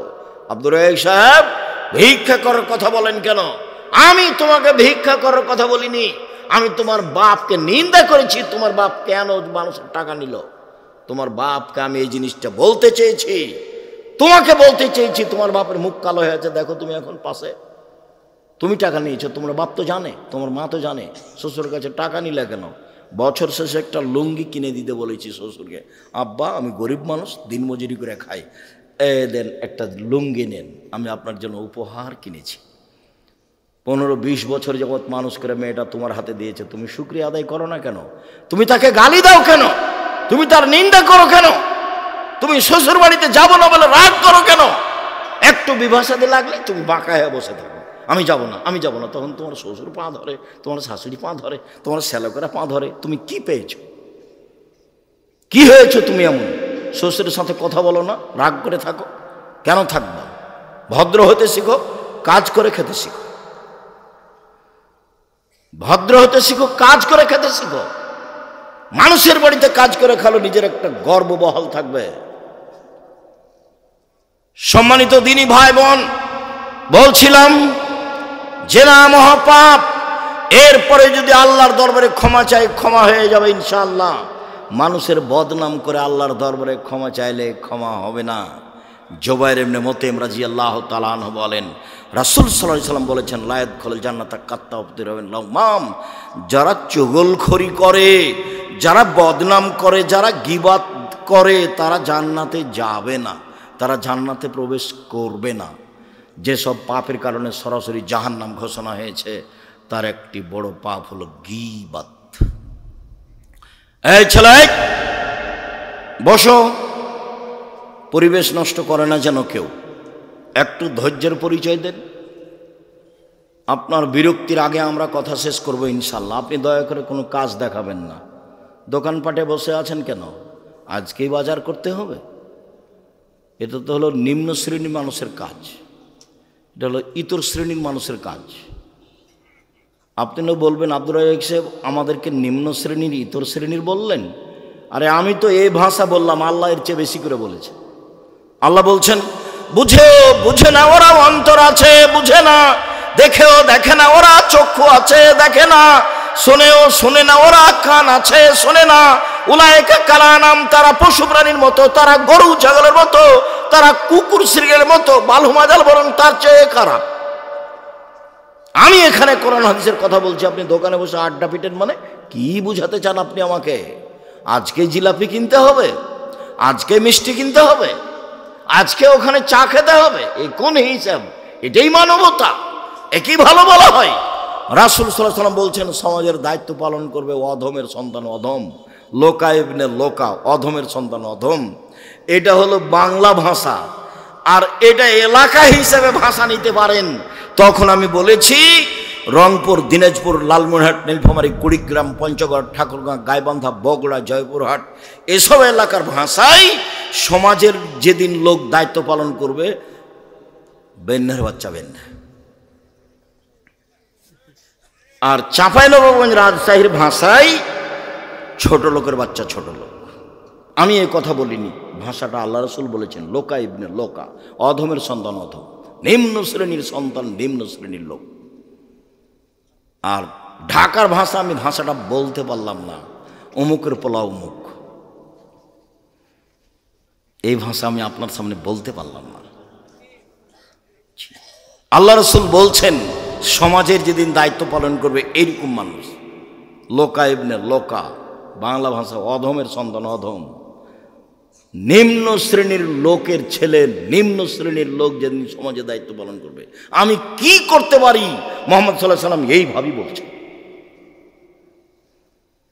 একজন পল্লীর বেদুন মানুষ এসে বলছে, মাতা সাত, কিয়ামত কবে হবে? তখন আল্লাহ রাসূল বলছেন, এই যা উসসাদাল আমর, এই যে জয়াতিল আমানাত ফান্দাজের সাত, যেদিন 10 পয়সা ধ্বংস করা হবে সেদিন কিয়ামত হবে। তখন পল্লীর অশিক্ষিত মানুষ বলছেন, যে 10-এর পয়সা ধ্বংস করা হলে কিয়ামত হবে, এই ভাষা আমি বুঝতে পারলাম না। তখন আল্লাহ রসুল বলছেন, এই যা উসেদুল আমরিল্লা গাইরা আহলি পান্দাজির সাথ, যেদিন দায়িত্ব অযোগ্য মানুষের হাতে তুলে দেওয়া হবে সেদিন কিয়ামত হবে। হেডমাস্টার অযোগ্য, হেড মাওলানা অযোগ্য, প্রিন্সিপাল অযোগ্য, ভাইস চ্যান্সেলর অযোগ্য, জেল সুপার অযোগ্য, মেম্বার, চেয়ারম্যান, এমপি, মন্ত্রী, ডিসি, এডিসি, দায়িত্বশীল যে যেখানে দায়িত্ব পালন করে যখন অযোগ্য হবে তখন কিয়ামত হবে। সবাই আত্মসাৎ করবে, টাকা মেরে খাবে, সেদিন কিয়ামত হবে। দেখেন মরণ একদিন আসবে, বইয়ে বইয়ে বিস্তারিত লিখে রেখেছি সব। জেনা এমন ভাবে বেড়ে যাবে, গাধা যেমন গাধীর সাথে মিলে লজ্জা বোঝে না, ষাঁড় যেমন গাভীর সাথে মিলে লজ্জা জানে না, মানুষ সেদিন খোলা মাঠে জেনা করবে, লজ্জা বুঝবে না। জেনা মানুষের কাছে পাপের কাজ নয়। 3টা পাপের কারণে ভূমিকম্প হবে, ভূমিকম্পে মানুষ আতঙ্কিত। 3টা পাপের কারণে ভূমিকম্প হবে। 3টা পাপের কারণে সন্ধ্যায় ছিল মানুষ, সকালে হবে শোর বানর। সন্ধ্যায় থাকবে মানুষ, সকালে হবে শুক্র বানর। সব সমস্যা নেমে আসবে 3টা পাপের কারণে। এক, এই যে সারিবুল খমুরা, মানুষ যখন নেশাদার দ্রব্য পান করবে তখন 3টা বিপদ নেমে আসবে। তার একটা হলো ভূমিকম্প। 2, জাহরাতুল কায়নাত, মেয়েরা যখন নাচবে, সব মোবাইলে মেয়ে নাচে, সব দোকানে মেয়ে নাচে, প্রায় সব বাড়িতে মেয়ে নাচে, প্রায় সব ঘরে মেয়ে নাচে। ভূমিকম্প তো স্বাভাবিক ব্যাপার। মেয়েরা যখন নাচবে তখন ভূমিকম্প হবে। যারা বুবিল মাসেব, যখন বাদ্যযন্ত্র বাজবে, সব মোবাইলে বাজনা বাজে, সব দোকানে বাজনা বাজে, প্রায় সব বাড়িতে বাজনা বাজে। ভূমিকম্প দেরি হচ্ছে, এটাই আলহামদুলিল্লাহ। রাসূল সাল্লাল্লাহু আলাইহি ওয়াসাল্লামের কথা অনুপাতে দেরি হওয়ার কথা নয়। সম্মানিত দিনী ভাই বোন, বলছিলাম রাসূল সাল্লাল্লাহু আলাইহি ওয়াসাল্লাম বললেন, হালতাদুল্লাহ মাল গিবাত, সঙ্গী সাথী বলতে পারো গিবাত কাকে বলে? সঙ্গী সাথী বলতে পারো গিবাত কাকে বলে? সঙ্গী সাথী বলতে পারো গিবাত কাকে বলে? তখন আল্লাহ রসুল বলছেন, সাহাবাগণ বলছেন, আল্লাহ রসুল আলাম, আল্লাহ এবং আল্লাহ রসুল ভালো জানেন গিবাত কাকে বলে, আমরা বলতে পারছি না। তখন আল্লাহ রসুল বলছেন, জিক্রুকা আখাকা বিমাকরাহ, তুমি তোমার ভাইয়ের কথা বলছো, ও যদি শুনতে পাই তাকে যদি খারাপ লাগে, এটাই হলো গীবত। শোনো, তুমি কারো কথা বলছো, ও যদি শুনতে পাই তাকে যদি খারাপ লাগে, এটাই হলো গীবত। আল্লাহ রসুলের মুখের ভাষা। আল্লাহ রসুল গীবতের সংজ্ঞা দিচ্ছেন, পৃথিবীর মানুষ শুনে রেখো, তুমি কারো কথা বলছো, ও যদি শুনতে পাই তাকে যদি খারাপ লাগে, এটাই হলো গীবত। এই পর্যন্ত আল্লাহ রসুল বলতেই সাহাবিগণ বলে উঠলেন, আরে তাই ইনকানা ফিয়া মাকুলো, আল্লাহ রসুলও যদি চুরি করে থাকে আমি বলি চোর, তাহলেও কি গীবত? আল্লাহ রসুলও যদি জেনা করে থাকে আমি বলি জেনাকার, তাহলে কি গীবত? তখন আল্লাহ রসুল বলছেন, শোনো, ইনকানা ফিয়া মাতাকুল্লো ফাঁকা দিগতাবতাহু, ও যদি চুরি করে থাকে তুমি বলো তাহলে গীবত, ও যদি জেনা করে থাকে তুমি বলো তাহলে গীবত। মেকুন মাতাকুল্লো ফাঁকা বাহাত্তাহু, আরও যদি না করে থাকে তুমি বলো তাহলে অপবাদ, ও যদি না করে থাকে আর তুমি বলো তাহলে অপবাদ। গীবতের ক্ষমার পথ হলো হাত ধরে ক্ষমা নিতে হবে, 1। 2 হলো যদি হাত ধরে ক্ষমা না নেন, বিচারের মাঠে নেকি দিয়ে বুঝিয়ে দিতে হবে। কয়টা নেকি করেছেন? আপনারা হিসাব যখন নেকি থাকবে না তখন কি হবে? তখন আল্লাহ রসুল বলেছেন, ওর পাপ গীবত পরিমাণ নিতে হবে, দিয়ে ও জান্নাতে চলে যাবে আর এ যাবে জাহান্নামে। এটা বিচারের পদ্ধতি। আর যদি অপবাদ হয় তাহলে 80 লাঠি। যদি অপবাদ হয় তাহলে কত লাঠি? 80 লাঠি ছাড়া আপনি পবিত্র হবেন না। কেন আপনি দোকানে বসতে গেলেন? আপনাকে আমি কতবার বলেছি দোকানের সামনে যাবেন, আসসালামু আলাইকুম, আহমদ লবণ আছে? জি আছে, 1 কেজি লবণ দাও। আহমদ মরিচ আছে? জি আছে, 200 মরিচ দাও। বাস নেওয়া শেষে, টাকা দেওয়া শেষে, আসসালামু আলাইকুম। ওখানে আপনি বসলেন কেন? আপনাকে যে আমি বলেছি 2 জন যেখানে বসে আছে সেখানে বসবেন না। আর আপনার বাড়িতে কোনো মহিলা মানুষ গেছে ধান চাউল কর্জ নিতে, তখন গিয়েই বলছে, আর শুনেছো বুবু, চাঁপে নওয়াজের ভাষা, এখন এই সিরাজগঞ্জে বুবু বলে কিনা আমি জানি না, শুনেছো বুবু এই ঘটনায় অমুক মেয়ের কথা শুনেছ? তখন আপনার স্ত্রী বলে, চুপ থাকেন, মুখ খুলবেন না। মানুষের বদনাম করেন কেন? আর একবার মুখ খুললে আপনাকে আমি চাউল কর্জ দেব না, জান। আর আপনার ওই স্ত্রীর যদি স্বভাব হয়, কি বলো তো, কি বলো তো, একটু বসেলে, আরে বসো, পরে আগে বলো না, তাহলে কি হবে? গীবাত আবার শুনতে ভালো লাগে। আর যে শত্রু পক্ষ, ওর যদি গীবত হয় আরো ভালো লাগে। আর এমন শান্তি পায়, ও যদি বিপদে পড়ে তাহলে বলে ঠিক হয়েছে। বিপদগ্রস্ত ব্যক্তি যদি শত্রু হয় তাহলে খুব খুশি। আমি নিজে চোখে গরু জবাই করতে দেখেছি। যে খুশি হয়েছে তাকে কি জবাই করতে দেখেছি? গরু জবাই করতে দেখেছি। কেন? ও বিপদে পড়েছে সেই জন্য। আর দুই ভাই গন্ডগোল করে ঢেঁকি কেটে ভাগ করে নিচ্ছে, এটা আমার চোখের সামনে। ঢেঁকি কেটে কি করেছে? ভাগ করে নিয়েছে। দুই ভাই দিন রাত স্বামী স্ত্রী খেলে ওর বদনাম করে নিজের ভাইয়ের। ঝগড়াতে এভাবে বলছে। তখন আমি পাশে দাঁড়িয়ে, গ্রামের ছেলেপিলা মানুষ সামনে দৌড়ে গেছি যে বাড়িতে ঝগড়া হচ্ছে। তখন বলছে, থাম থাম, আমি তো এখান থেকে চলে যাব, আমার ভাগটা এমন লোকের কাছে বিক্রি করব যে তোকে গুতাতে পারে। অথচ আল্লাহ রসুল বলছেন, নিজের ভাই যখন বলবে জমি আমি কিনবো না, তুমি যার কাছে ইচ্ছা বিক্রি করো, তখন তুমি অন্যের কাছে বিক্রি করতে পাবা। তাছাড়া তোমার বিক্রি নিষেধ, কথা মুহাম্মদ সাল্লাল্লাহু আলাইহি ওয়াসাল্লাম বলছে। কথা বুঝাতে পারিনি, আর একবার বলি। আমাদের গ্রামের ওই লোকটা বলছে ওর ভাইকে ঝগড়াই যে, শোন, আমি তো এখান থেকে চলে যাব, তা আমার জমির ভাগটা তোকে দিব না, এমন মানুষের কাছে বিক্রি করব যে মানুষ তোকে কি করতে পারে? গোতাতে পারে, উচিত শিক্ষা দিতে পারে। অথচ আল্লাহ রসুল বলেছেন যে ভাই ভাইয়ের ভাগ বিক্রি করতে পাবে না ভাইকে না বলে। যখন ভাই বলবে ঠিক আছে ভাই, আমি তোমার ভাগ কিনতে পারছি না, যেখানে ইচ্ছে সেখানে বিক্রি করো, তখনই অন্যের জায়গাতে বিক্রি করবে, অন্যের কাছে বিক্রি করতে। যা বিক্রি নিষেধ। কিভাবে বদনাম গড়ে উঠছে সমাজে! দল করলে, সংগঠন করলে, দলাদলি করলে, মারামারি করলে এটা হবে একবারে গীবাত, বদনামের বন্যা। আমি বসে আছি, হঠাৎ করে ওই সাংবাদিক ঢুকেছে প্রতিষ্ঠানে। আমি সাধারণত কারোর সাথে এরকম কথা বলি না, তো আমি অফিসে কি কাজে বসেছিলাম, চলে এসেছে। তা আমার সাথে এখন কথা বলছে, বলতে বলতে বলছে যে আপনার প্রতিষ্ঠানে এটা ঘটেছিল। তখন আমি বলছি, সেই ভিক্ষা করে খেতে পারেন না, এই কাজ করতে কেন এসেছেন? সাংবাদিকতায় হারাম। সাংবাদিকদের কাজই হলো মিথ্যা কথা কি করা? প্রকাশ করা। একটু পরে বলছি, দেখেন মিথ্যা কথা প্রকাশ করা কত কঠিন। আল্লাহ তাআলা বলছেন, ওয়ালা তাজাসসু, পৃথিবীর মানুষ তোমরা দোষ ত্রুটি উদ্ঘাটন করো না। দোষ ত্রুটি উদ্ঘাটন করা চিরদিনের জন্য হারাম। তিনি বলছেন, ওয়ালা তাহাসসু, মানুষের গোপন কথা কান লাগিয়ে শোনো না। যারা মানুষের গোপন কথা কান লাগিয়ে শুনে, তাদের কানে বিচারের মাঠে তামা সীসাকে গলিয়ে জাহান্নামের আগুনে গলে কানে ঢেলে দেওয়া হবে। মানুষের গোপন কথা শোনা হারাম, মানুষের দোষ ত্রুটি উদ্ঘাটন করা হারাম। রাসূল সাল্লাল্লাহু আলাইহি ওয়াসাল্লাম বলেন, মান সাতারা মুসলিমান সাতারাহুল্লাহু ফিদ দুনিয়া ওয়াল আখিরাহ। কেউ যদি মানুষের দোষ ত্রুটি দুনিয়াতে ঢেকে রাখে, আল্লাহ বিচারের মাঠে তার দোষ ত্রুটি ঢেকে রাখবেন। এক মিনিট এদিকে লক্ষ্য করেন, এই ছেলে ঘুমিয়ে আছো নাকি? এদিকে লক্ষ্য করো। আল্লাহ তাআলা বিচারের মাঠে একজন পাপীকে নিয়ে আসবেন, নিয়ে এসে তারা বাহু দিয়ে আড় করে রাখবেন, কাউকে দেখতে দিবেন না, দিয়ে তার আমলনামাটা সামনে ধরে বলবেন, দেখো তো এগুলো কি তোমার পাপ? ওদিকে আড় করে আছে, কেউ যেন দেখতে না পায়। আল্লাহ বলছেন এভাবে, দেখো তো এটি কি তোমার পাপ?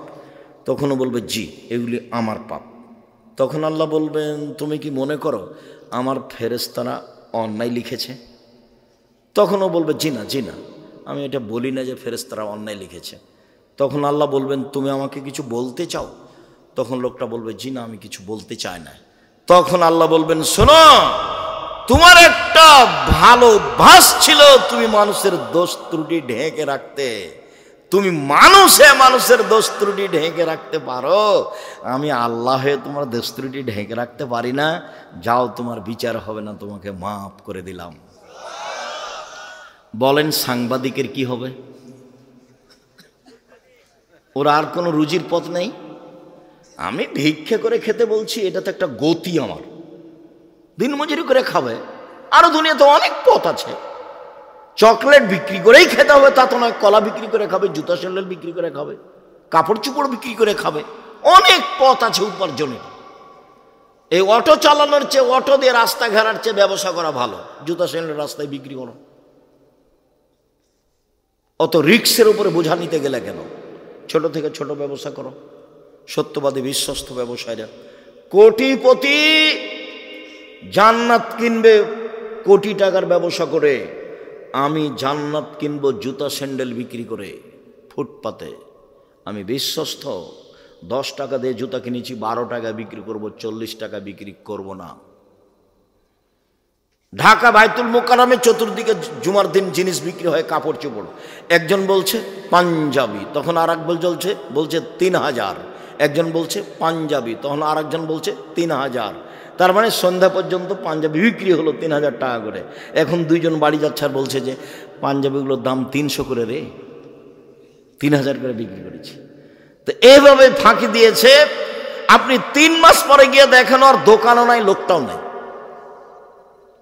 কিছুই থাকবে না। মিথ্যা কথায় ফাঁকি দিয়ে ব্যবসা করলে এমনি হারাবে, ওটা রাসূল বলেছেন। এখানে যেমন বলেছেন সত্যবাদী বিশ্বস্ত ব্যবসায়ীরা নবীদের সাথে থাকবে, ওটাও তো এমন বলেছেন মিথ্যা কথা ফাঁকি দিয়ে ব্যবসা করলে সব কিছুই হারাবে। সম্মানিত দ্বীনি ভাই বোন, রাসূল সাল্লাল্লাহু আলাইহি ওয়াসাল্লাম বলেন, লা তুজুল মুসলিমিনা, পৃথিবীর মানুষ তোমরা মুসলমানকে কষ্ট দিও না। ওয়ালা তুয়াইরু, তাদের নিন্দা করো না। ওয়ালা তাত্তাবিউ আওরাতিহিম, তোমরা মানুষের পিছনে পড়ো না। মাইয়াত্তাবিউ আওরাত আখিল মুসলিম, পৃথিবীর কোনো মানুষ যদি কোনো মানুষের পিছনে পড়ে, বদনামের পিছনে পড়ে, ইত্তাবিউ আওরাতাহু, তাহলে আল্লাহ তার পিছনে পড়ে যাবেন। ওমাই ইত্তাবিউ আওরাতাহু ইয়াফজাহু ওয়ালাউ কানা ফি জাওফির আলী, আর যার বিরুদ্ধে আল্লাহ চলে গেছেন, আল্লাহ তাকে অপমান করেই ছাড়বেন। ও যদি মানুষের বদনাম করার পরে ওর বাহনের পেটের ভিতরে ঢুকে যায়, একটা মানুষের বদনাম করার পরে ও তার উটের পেটের ভিতরে ঢুকে গেছে, কথার কথা পাথরের মধ্যে ঢুকে গেছে, তবু আল্লাহ সেখানে কি করবেন? তাকে অপমান করেই ছাড়বেন। ভুলেও কোনোদিন মানুষের পিছনে পড়বেন না, নইলে আল্লাহ আপনার পিছনে পড়ে যাবে, তখন আপনি আর টিকতে পারবেন না। আল্লাহর সাথে মোকাবেলা করে আপনি পারবেন? টিকতে পারবেন না। ফেন্সুগঞ্জ সিলেটের ওসি বলছে আপনি সিগনেচার করেন, মামলা আমি চালাবো। তখন আমি বলছি ভাইজান, আমি মানুষের বিরুদ্ধে মামলা করব না। আমি বলছি মানুষের বিরুদ্ধে আমি মামলা করব না। ও চালাতে পারে না মামলা, আমি কেন চালাবো? তো ওই চালাই, ওর তো ক্ষমতা আছে। ওই মানুষের মামলা চালাতে গেলে তাহলে মানুষের মতো হয়ে যাবে, ও যদি চালায় তাহলে তার মতো হবে। তো আমি ছোট কাজে যাবো কেন? ওই করুক। অকি করার সুযোগ দিই, মানুষের পিছে পড়বেন না। রাসূল সাল্লাল্লাহু আলাইহি সাল্লাম বলছেন, মান কানা জাওয়াজহাইনে ফি দুনিয়া কানা ইয়াউমাল কিয়ামা ফি লিসানানে ফি ওয়াজহি আও ফি ফামি। যে ব্যক্তি মানুষের বদনাম করবে দুনিয়াতে, বিচারের মাঠে তার মুখে হবে 2টা আগুনের জিহ্বা। যে ব্যক্তি মানুষের বদনাম করবে দুনিয়াতে, তার মুখে হবে বিচারের মাঠে 2টা আগুনের জিহ্বা, এক মুখে 2টা জিহ্বা।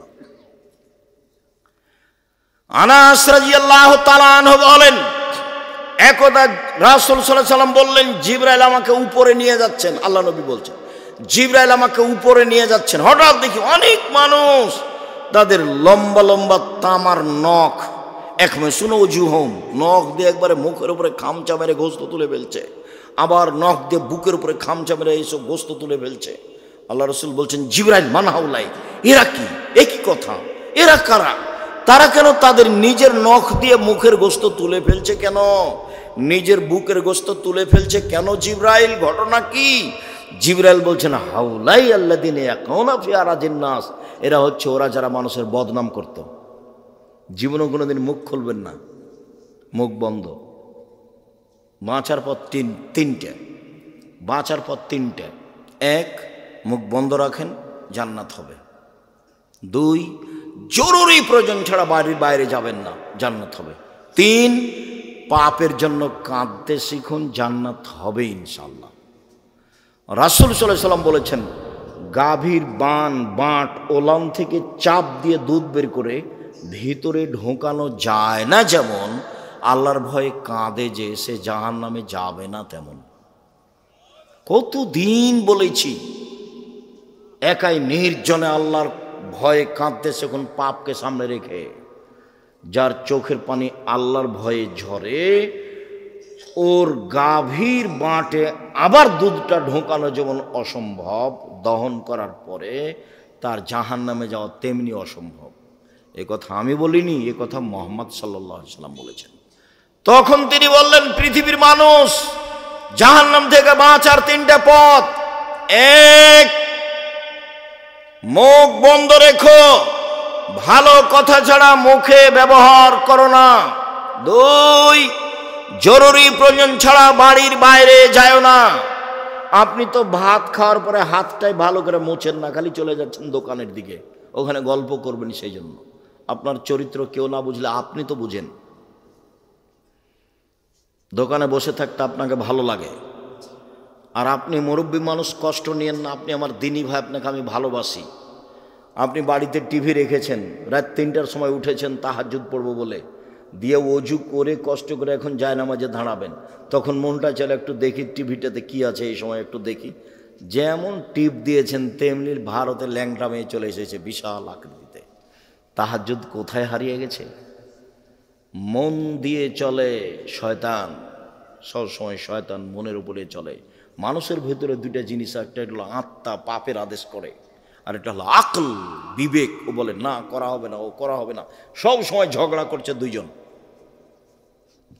আত্মার আকল, আত্মার আকল, আত্মা। ইউসুফ আলাইহিস সালাম বলছেন, ইন্না নাফসালা আমারাতু বিসসুই, আত্মা পাপের আদেশ করে। আমি বলি না নিখুঁত আমি, তবে আমি বলছি জুলাইখাকে জাতির সামনে ঘোষণা দিতে হবে আমি অন্যায় করেছি, ইউসুফ করেনি।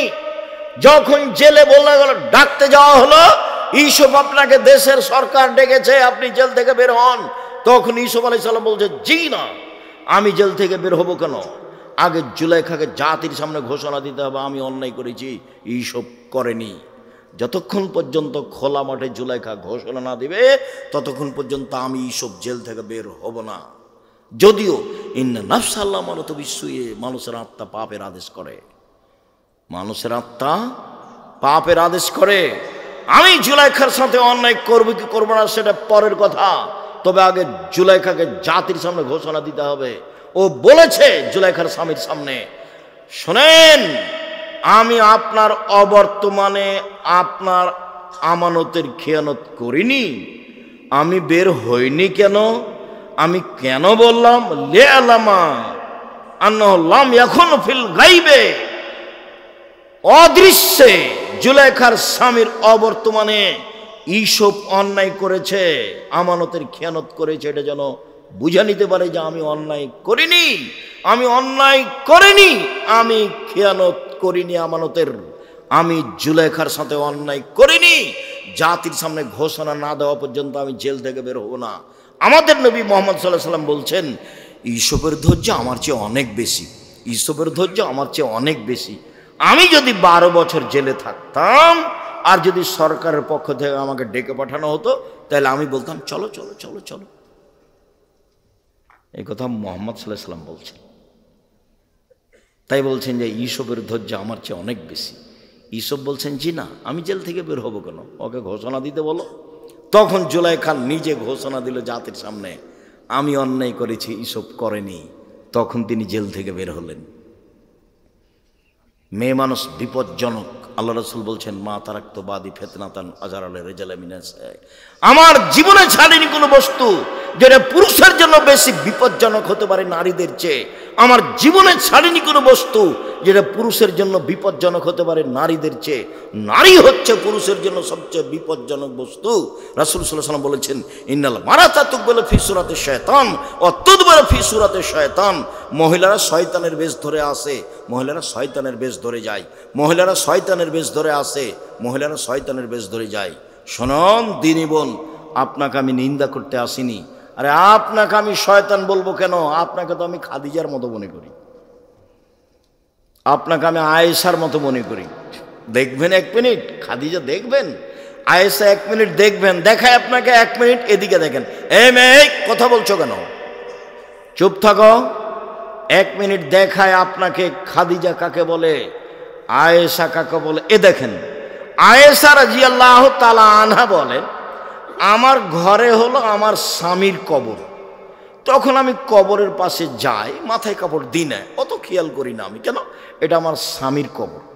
কয়দিন পরে সেখানে কবর হলো আমার বাপের, তখন আমি এমনিতে যাই কবরের পাশে, কেন এটা আমার আব্বার কবর, এটা আমার স্বামীর কবর, আমি অত খেয়াল করি না।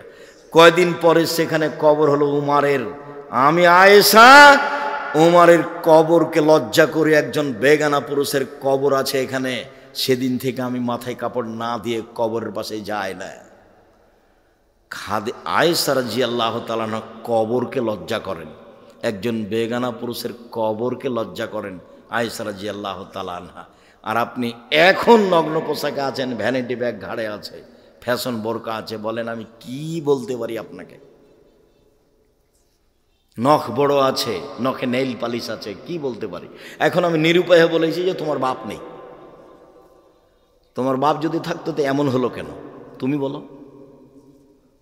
তখন আমি নিরুপায় বলেছি যে দেখেন বাপ কাকে বলে, পিতা কাকে বলে দেখেন। তাহলে আজকে 1 মিনিট বলি, এই ছেলেরা দেখো তো পিতা কাকে বলে, দেখো তো তুমি আজকে তোমার বাপকে চাচা বলে ডাকবে না আব্বা বলে ডাকবা, বিবেচনা করো। আমি নিশ্চিত জানি যে এটা তোমার আব্বা, এটা আমি জানি, কিন্তু আমি তোমাকে কেন বলছি যে এটাকে আর বাপ বলো না, চাচা বলো, আমি দুঃখে বলেছি। কেন? তোমার আব্বাকে আমি বুঝাতে পারিনি যে বাপ কাকে বলে। 1 মিনিট। আয়েশা রাদিয়াল্লাহু তাআলা আনহা বলেন, আমরা এক সফর থেকে আসছিলাম, হঠাৎ করে গলার হার হারিয়ে গেল, খুঁজে পাই না, আমরা বড় বিপদে পড়ে গেলাম। পানি নেই, অজু করতে পারি না, সালাত আদায় করতে পারি না, হার খুঁজেও পায় না। আমি আমার বড় বোনের হারটা নিয়ে এসেছিলাম আসমার, আমি খুব চিন্তিত। জনগণ আমার আব্বার কাছে গেল, আমার আব্বাকে বলল, আপনি কি জানেন আয়েশা কি ঘটিয়েছে? কি ঘটিয়েছে? ও তো গলার হার হারিয়েছে, আমরা খুঁজে পাচ্ছি না, যেতেও পারছি না। তাই এই কথা শুনে আবু বকর সিদ্দিক আমার নিকটে আসলেন। তখন আমার স্বামী আমার উরু রানের উপরে মাথা দিয়ে ঘুমিয়েছিলেন মুহাম্মদ সাল্লাল্লাহু আলাইহি সাল্লাম। এসে ফাল্লাকা জানি লাকসাদান সাদিদা, আমার কোমরের উপরে এত জোরে মারলেন, খুব জোরে মারলেন। ওই সময় আমার স্বামী আমার উরু রানের উপরে মাথা দিয়ে ঘুমিয়েছিলেন। উনি যদি ঘুমিয়ে না থাকতেন তাহলে আবু বকর সিদ্দিকের মায়ের কারণে, আমার বাপের মায়ের কারণে আমি দূরে সরে যেতাম। 1 মিনিট কথা বলার পূর্বে আর একটা কথা বুঝাই। আমাদের দেশের বাঙালি গতিতে যদি শ্বশুর গিয়ে দেখে মেয়ের ঘরে যে মেয়ের উরু রানের উপরে মাথা দিয়ে জামাই ঘুমিয়ে আছে, তাহলে বাপ ওখানে না গিয়ে এইভাবে ঘুরবে। ভাইজান বুঝাতে পেরেছি কথা? কিন্তু শরীয়ত এমন নয়। আয়েশা রাদিয়াল্লাহু তাআলা এভাবে বলছেন, আমার আব্বা আসলেন, আবু বকর সিদ্দিক আসলেন, খুব জোরে মারলেন, পৃথিবীর সবচেয়ে বড় মানুষে মারলেন।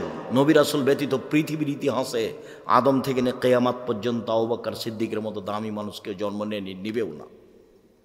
আবু বকর সিদ্দিক রাদিয়াল্লাহু তাআলা মারলেন, পৃথিবীর সবচেয়ে বড় মানুষে মারলেন, পৃথিবীর সবচেয়ে বড় মহিলাকে মারলেন। পৃথিবীর ইতিহাসে আয়েশা রাদিয়াল্লাহু তাআলার দামি মহিলা আর কেউ নেই পৃথিবীতে। সবচেয়ে বড় মহিলাকে মারলেন, সবচেয়ে বড় মানুষের সামনে মারলেন। নবী রাসূল নির্বিশেষে জনগণের সবার মাঝে দামি মানুষ হলেন মুহাম্মদ সাল্লাল্লাহু আলাইহি সাল্লাম। এত বড় দামি মানুষ আর কেউ পৃথিবীতে আসেনি, আসবেও না। সবচেয়ে বড় মানুষের সামনে মারলেন। বিবাহদারী মেয়েকে মারলেন, পূর্ণ যুবতী মেয়েকে মারলেন, জামাইয়ের সামনে মারলেন, হাত দিয়ে মারলেন, দিন দুপুরে মারলেন, 1400 মানুষের সামনে মারলেন। সবচেয়ে বড় মানুষে মারলেন, সবচেয়ে বড় মহিলাকে মারলেন, সবচেয়ে বড় মানুষের সামনে মারলেন, জামাইয়ের সামনে মারলেন, দিন দুপুরে মারলেন, খোলা মাঠে মারলেন, 1400 মানুষের সামনে মারলেন, হাত দিয়ে মারলেন, বিবাহদারী মেয়েকে মারলেন, পূর্ণ যুবতী মেয়েকে মারলেন। এত বড় বাপে এত বড় বেটিকে এত বড় মানুষের সামনে মেরে দিলেন। ভুল কোথায় গলার হারটা হারিয়ে গেছে খেয়াল করতে পারেননি, সেই জন্য।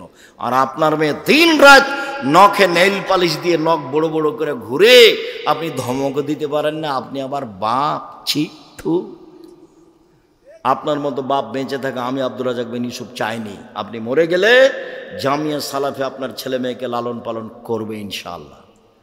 5,000 ছেলেমেয়ের মধ্যে 519 জন আছে ইয়াতিম অসহায়। কালকে যদি আরও 500 জামিয়া সালাফে গিয়ে ঢোকে, লালন পালনের সমস্যা হবে না ইনশাল্লাহ। আপনার মতো বাপ আমি বেঁচে থাকা চাইনি। আর যদি বেঁচে থাকতে চান তাহলে বাপের মতো হয়ে বেঁচে থাকেন। বাপ কাকে বলে? এই যে দেখেন, বাপ কাকে বলে? এই যে দেখেন, পৃথিবীর সবচেয়ে সেরা মহিলাকে পিটিয়ে দিলেন। মেয়ে কোনোদিন বাপের সামনে বড় হয় না, 7 ছেলের মা হলেও। মেয়ে মেয়ে, বাপ বাপই।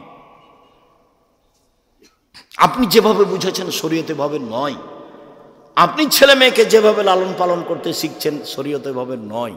সম্মানিত দিনী ভাই বোন, রাসূল সাল্লাল্লাহু আলাইহি ওয়াসাল্লাম বলেছেন, আলোচনার শেষে চলে আসলাম, অনেক কথা থেকে গেল, রাসূলের কথার শেষে চলে আসলাম।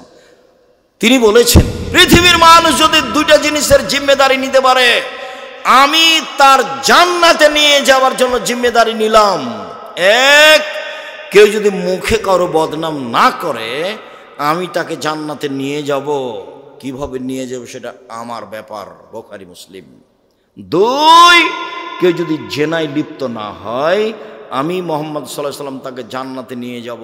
কিভাবে নিয়ে যাব সেটা আমার ব্যাপার। তাকে জিজ্ঞাসা করা হলো, আল্লাহর নবী, সবচেয়ে মানুষ বেশি বেশি জাহান্নামে যায় কেন, কিভাবে?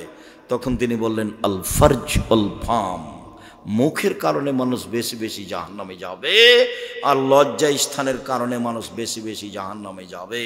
যখন মুখ কন্ট্রোল করতে পারবে না, তখনও জাহান্নামে চলে যাবে। একদা রাসূল সাল্লাল্লাহু আলাইহি ওয়াসাল্লাম বললেন, সঙ্গী সাথী বলতে পারো মানুষকে পিছন দিক থেকে ধাক্কা মেরে জাহান্নামে নিক্ষেপ করে কি?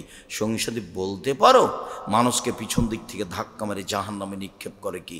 সঙ্গী সাথী বলতে পারো মানুষকে পিছন দিক থেকে ধাক্কা মেরে জাহান্নামে নিক্ষেপ করে কি? এই কথা বলতে বলতে ফাঁকা জেলেছে নাও, জিভাটা ধরে নিয়েছে, নিজের জিভা, জিভা মানুষকে পিছন দিক থেকে ধাক্কা মেরে জাহান্নামে নিক্ষেপ করে। বলেন আর দোকানে বসবেন কিনা? বলেন কারো আর বদনাম করবেন কিনা? দল সংগঠন করে আর একজনের বদনাম করে পরকাল হারায়েন না। নিজে উপার্জন করেন, প্রয়োজনে দিন মজুরি করে নিজে উপার্জন করে নিজে খাই। আমার আব্বা বলতেন, আমার নিজের আব্বার কথা বলছি, আমার আব্বা বলতেন, বেটা, কারোর টিনের বাড়ি দেখে তুমি যদি খড়ের বাড়ি জ্বালিয়ে দাও, তোমাকে থাকতে দেবে না। তো তোমার খড়ের বাড়িটাই তোমাকে কি করতে হবে? মূল্যায়ন করতে হবে। আর একজনের পিছনে পড়ে দিন হ্যাঁ হ্যাঁ করে ঘুরে ঘুরে বেড়াবা, আর আর মানুষের বদনাম করবা, আর ওকে বলবে অমুকের চরিত্র ফুলের মতো পবিত্র, তাহলে তুমি জান্নাত পেয়ে যাওয়া অত সহজ হয়ে গেল? 4টে কাজ, 5 ওয়াক্ত সালাত, যে কোনো মূল্যে, মাঠে ঘাটে যে কোনো জায়গাতে যে কোনো মূল্যে 5 ওয়াক্ত সালাত নামাজ, কোনো প্রকার আপোষ নেই। 2, হালাল রুজি। 3, কোরআন তেলাওয়াত। 4, আড্ডা পিটা হারাম। জান্নাত হবে ইনশাআল্লাহ, জান্নাত হবে ইনশাআল্লাহ। 1, 5 ওয়াক্ত সালাত। 2, হালাল রুজি। 3, কোরআন তেলাওয়াত, অন্তত সূরা ইখলাস, অন্তত সূরা ইখলাস প্রত্যেক দিন সকালে অন্তত 3 বার পড়ে বলবেন, এ দেখেন আল্লাহ আমি কোরআন মাজিদ পড়েছি। বাস, অন্তত 3 বার সূরা ইখলাস 3 বার পড়লে 1 বার কোরআন মাজিদ পড়ার সমান নেকি হবে। জীবনে কি করলেন? মানুষের পিছনে ঘুরে পড়াশোনা করলেন, শিরক করে ঠাকুরের গান গলে, আবার চাকরি করতে আসলেন তো চুরি বা প্রতারণা, চুরি না হয় প্রতারণা, আর না হলে অনলাইনে ব্যবসা করলে তুমি বুঝতে পারলে না কিসের ব্যবসা করছি, কীভাবে যে টাকা ইনকাম হলো। এই ছেলে, এই ব্যবসা করলে টাকা লাগে। টাকা 2 ধরনের, আমার টাকা তোমাকে ব্যবসা করতে দিয়েছি, তখন লাভ চুক্তি হারে ভাগ হবে, হাদিস সহি। ব্যবসা পার্টনারে, তোমারও টাকা আমারও টাকা, তখন লাভ বেশি হবে কিন্তু টিকে থাকা কঠিন। কেউ যদি 10 টাকা সরিয়ে দেয়, তখন আল্লাহ বলবেন পার্টনারে ব্যবসা 2 জন করলে 3য় জন আল্লাহ, 4 জন মিলে করলে 5ম জন আল্লাহ, 10 জন মিলে করলে 11তম আল্লাহ। একজন যদি 10 টাকা সরিয়ে নেয়, তখন আল্লাহ বলে যে তোমরা থাকো আমি গেলাম, তখন মারামারি লেগে যাবে, তখন জেল হাজত কি নানান কিছু হবে। নিজে একাই ব্যবসা করে, ছোট থেকে ছোট, বড় থেকে বড়, ফলাফল ভালো হবে ইনশাআল্লাহ। সকল দিনই ভাই বোনকে 5 ওয়াক্ত সালাত আদায় করার আন্তরিকভাবে অনুরোধ জানিয়ে জোরালোভাবে বলতে চাচ্ছি যে আজকের আলোচনা বদনাম গীবাত সম্পর্কে করছিলাম। অবশ্যই তাকে জোরালোভাবে মূল্যায়ন করার চেষ্টা করবেন। কারো বদনাম করে জীবিকা নির্বাহ করতে রাজি নই। কাউকে খাটো করে জেল হাজত দিয়ে ক্ষমতা দেখিয়ে দাপট দেখিয়ে জীবিকা নির্বাহ করতে রাজি নই। আর কারো পিছনে পড়িয়েন না, পড়ে ক্ষতিগ্রস্ত হবেন। তারপরে যেটা কথা, আমি আব্দুর রাজ্জাক বিন ইউসুফ চেষ্টা চালিয়েছি মুখে কলমে মিডিয়ায় জীবন বাজি রেখে দিন প্রচার করা।